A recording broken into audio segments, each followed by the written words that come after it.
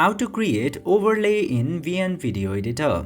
Now in order to do that, just simply open your VN Video Editor and then tap to this plus icon. Now after tapping in there, you will get this option of overlay directly into here.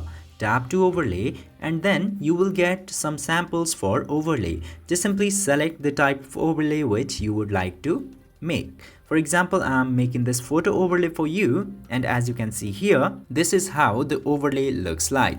Now just simply tap to use button. After selecting the overlay that you want, just simply select the pictures which you would like to use in order to make the overlay. For example, for the blue background, I would like to select this one, and for the green, I'll select this one and then tap to next button, and as you can see here, the overlay is created.